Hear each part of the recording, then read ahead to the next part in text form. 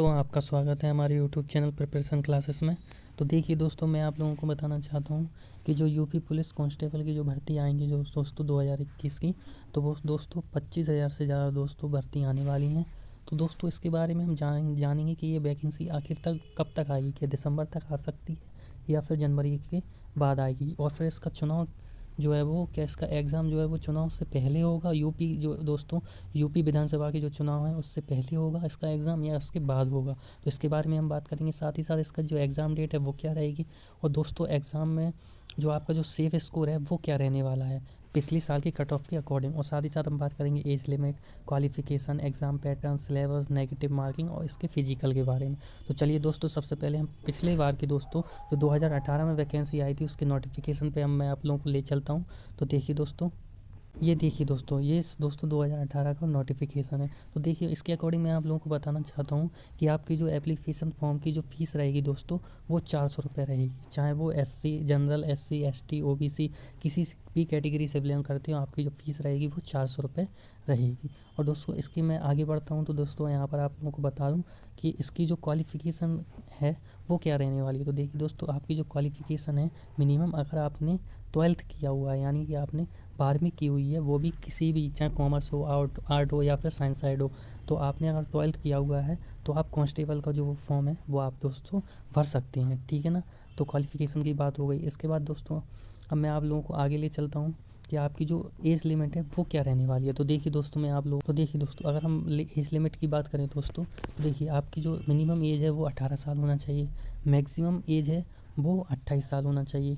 Male candidate की अगर हम बात करें दोस्तों, तो मेल कैंडिडेट अगर हम जनरल की बात करें, जनरल वालों के लिए, तो 18 से 23 साल के बीच जो है वो जनरल कैटेगरी के जो मेल हैं वो दोस्तों फॉर्म अप्लाई कर सकते हैं। और जो दोस्तों ओबीसी, एससी और एसटी जो मेल हैं, ठीक है ना, मेल की मैं बात कर रहा हूँ, तो वो 18 से 28 साल के बीच अगर उनकी उम्र है तो वो ये फॉर्म अप्लाई कर सकते हैं। अगर मैं आप लोगों को बात करूँ कि फ़ीमेल कैटेगरी के लिए क्या है, तो देखिए दोस्तों, जनरल कैटेगरी के जो फीमेल हैं वो 18 से 26 साल के बीच अगर उनकी एज है तो वो दोस्तों फॉर्म अप्लाई कर सकते हैं। और दोस्तों अगर आप ओबीसी, एससी और एसटी की जो फीमेल है वो 18 से 21 साल की अगर उनके बीच एज है तो वो ये फॉर्म अप्लाई कर सकते हैं। तो ये दोस्तों मैं आप लोगों को आगे बताना चाहता हूँ कि दोस्तों जो आपकी भर्ती की प्रक्रिया है या फिर जो इसकी परीक्षा है उसका पैटर्न है वो क्या रहने वाला है। तो देखिए दोस्तों, आपकी जो एक लिखित परीक्षा होगी वो भी दोस्तों सीबीटी बेस होगी, क्योंकि दोस्तों अभी भी जो एसआई का एग्ज़ाम हुआ था वो किस कंप्यूटर बेस्ड हुआ था।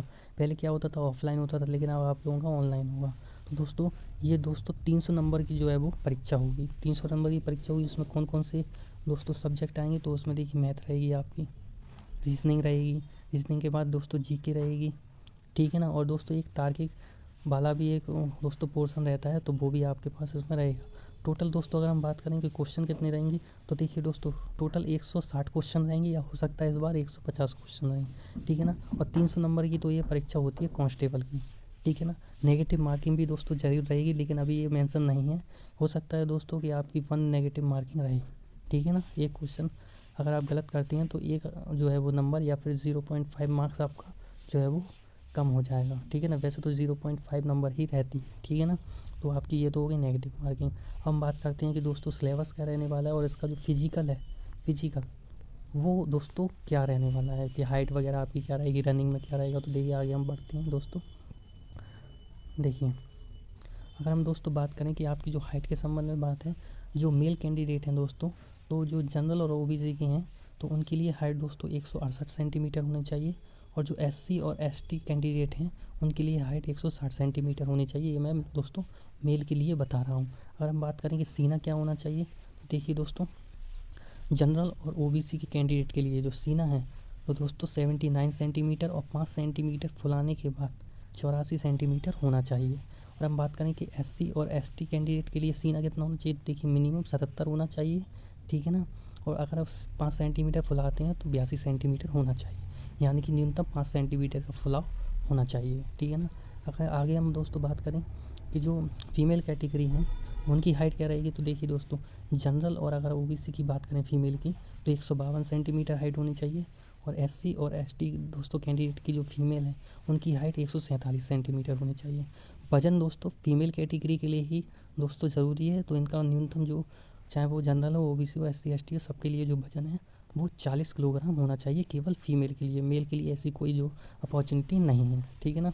आगे हम दोस्तों बात करते हैं कि आपकी जो रनिंग है वो क्या रहने वाली है। तो देखिए दोस्तों, जो भी मेल कैंडिडेट हैं, मेल चाहे वो जनरल हो, ओबीसी हो, एससी हो, एसटी हो, सबको 4.8 किलोमीटर यानी कि 4 किलोमीटर 800 मीटर की दौड़ जो है वो 25 मिनट में पूरी करनी होगी, ठीक है ना। और फीमेल कैटेगरी के लिए दोस्तों 2.4 किलोमीटर यानी कि 2 किलोमीटर 400 मीटर की दौड़ 14 मिनट में पूरी करनी होती है। तो ये दोस्तों रनिंग है, और रनिंग दोस्तों पूरी तरीके से क्वालिफिकेशन है, यानी कि क्वालिफाई आपके लिए है। ये है, आप लोगों को ज़रूरी नहीं है कि आप कितनी जल्दी करते हो तो उसके अकॉर्डिंग आपके मार्क्स दिए जाएंगे, नहीं, पूरी ये क्वालिफाई है बस, ठीक है ना। आगे हम बात करते हैं कि आपका जो सिलेबस है वो क्या रहने वाला है। तो देखिए दोस्तों, मैं आप लोगों को ले चलता हूँ सिलेबस के पास। देखिए दोस्तों, पिछले साल का जो सिलेबस है वो देखिए आप लोग, यहाँ पर आप जीके का जो सिलेबस देख सकते हैं। आगे मैं आप लोगों को हिंदी का सिलेबस बता देता हूँ। यहाँ पर मैं आप लोगों को इसके बाद दोस्तों मैथ का सिलेबस देख सकते हैं आप लोग। यहाँ पर मानसिक योग्यता, ठीक है ना। आगे दोस्तों यहाँ पर रीजनिंग का थोड़ा सा सिलेबस, ठीक है ना। और कुछ दोस्तों जो पुलिस से रिलेटेड जो मानसिक बुद्धि लब्धि वाले क्वेश्चन हैं वो भी इसमें आते हैं, ठीक है ना। ये यहाँ से आप देख सकते हैं। और ये आपकी थोड़ी सी रीजनिंग हो गई, ठीक है ना। तो ये आपका सिलेबस रहने वाला है।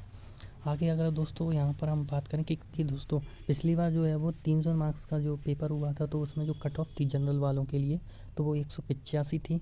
यहाँ पर अगर ओबीसी की बात करें तो ओबीसी की कट ऑफ 172.3272 गई थी। एससी की अगर हम बात करें तो एससी की 145.3909 गई थी। और एसटी की अगर हम बात करें तो 114.1932 गई थी। तो ये दोस्तों 300 मार्क्स में से ये कट ऑफ गई थी, वो भी 2018 की। तो आप लोग यहाँ पर देख सकते हैं। तो अगर हम बात करें, अगर इस बार 300 मार्क्स का आपका पेपर होगा तो आपको कोशिश करनी चाहिए कि आपके जो मार्क्स हैं दोस्तों वो 190 के आसपास हों, क्योंकि ये मैं जनरल का बता रहा हूँ। तो जनरल की अगर हम बात करें दोस्तों तो आपके 190 के प्लस जो है वो कट ऑफ जाएगी। और अगर हम ओबीसी की बात करें तो ओबीसी की दोस्तों अगर आप 180 लाते हैं तो ये सफिशेंट है। एससी की अगर हम बात करें तो एससी की 175 नहीं दोस्तों 160 के करीब जा सकती है। और एसटी की अगर हम बात करें तो दोस्तों 150 तक आपकी ये जा सकती है। दोस्तों ये 2018 और 2021 और 22 में बहुत फ़र्क है। तो आप लोग दोस्तों वैकेंसी का इंतज़ार न करते हुए आप दोस्तों अपनी प्रिपरेशन जारी रखिए, ठीक है ना। आगे अगर मैं बात करता हूँ तो देखिए दोस्तों, मैंने आपको ये सारी डिटेल जो है वो बता दी है, ठीक है ना। आगे अगर मैं आप लोगों को बात करूँ कि ये जो एग्ज़ाम है और वैकेंसी है वो कब तक आ सकती है, तो देखिए दोस्तों, ये दिसंबर में तो ये बहुत कम चांस है कि ये वैकेंसी आएगी। तो दोस्तों आपके जनवरी में ये वैकेंसी आने के पूरे दोस्तों चांस हैं। और दोस्तों अगर हम बात करें कि एप्लीकेशन फॉर्म कब तक भरे जाएंगे, तो देखिए दोस्तों, अगर जनवरी में ये वैकेंसी आती हैं तो कम से कम मिड फरवरी तक तो ये आपके फॉर्म भरे जा सकते हैं, ठीक है ना। और उसके बाद भी दोस्तों चेकिंग वगैरह में टाइम लगता है। तो अगर हम एग्ज़ाम डेट की बात करें तो देखिए दोस्तों, मार्च के आसपास आपकी जो है वो विधानसभा चुनाव होने वाले हैं यूपी के। तो हो सकता है कोई भी ऐसा दोस्तों चांस नहीं है कि एग्ज़ाम चुनाव से पहले हो। आपका एग्ज़ाम दोस्तों अप्रैल या फिर दोस्तों मई में ही होगा, इससे पहले कोई चांस नहीं है कि यूपी पुलिस कांस्टेबल का आपका एग्ज़ाम हो। तो आप दोस्तों, आपके पास 4-5 महीने आप अच्छे से प्रिपरेशन कर दीजिए, ठीक है ना। इसके अलावा दोस्तों, जिन्होंने लोगों ने मेरे चैनल सब्सक्राइब नहीं किया है तो जल्दी से चैनल को सब्सक्राइब कर लीजिए, वीडियो को लाइक कर दीजिए और शेयर करना बिल्कुल भी ना भूलिएगा। Thank you.